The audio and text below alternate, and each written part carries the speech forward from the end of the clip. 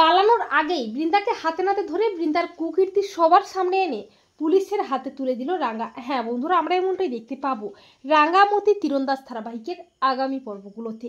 রাঙ্গা যাতে তার প্রতিজ্ঞা ভেঙে তীর ধনুক হাতে তুলে নেয়, তার জন্য একলব্য মিথ্যে কিডন্যাপের নাটক করে। এরপর রাঙ্গা তীর হাতে নিয়ে ছুটে যায় একলব্যকে বাঁচাতে, আর সুব্রত গাছের আড়ালে দাঁড়িয়ে থাকে। রাঙ্গা তার প্ল্যান মতো সুব্রতর দিকে তীর ছুঁড়ে মারে, সুব্রতর গলায় তীরটা বিঁধে যায়। এরপর প্ল্যান মতো অফিসার সত্যজিৎ তার পুলিশ টিম নিয়ে চলে আসে। রাঙ্গা সুব্রতর কুকীর্তি সবার সামনে আনে। পুলিশ সুব্রতকে অ্যারেস্ট করে টানতে টানতে থানায় নিয়ে যায়, আর বৃন্দা তো প্রচন্ড ভয় পেয়ে যায়। এরপর রাত টানার পর সবাই বাড়ি ফিরে আসে। রাঙ্গা বলে, বড় বৌদিরও কোথায়? আসল অপরাধী তো বাইরে ঘুরে বেড়াচ্ছে, তাকে হাতে নাতে ধরতে তো হবে রে।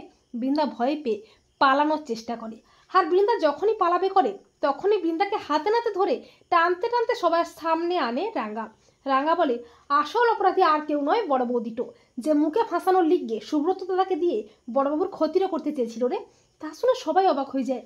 একলব্য বলে, বড় বৌদি তুমি এ কাজ করেছো? ছি। বৃন্দা নিজেকে বাঁচাতে মিথ্যের নাটক শুরু করে।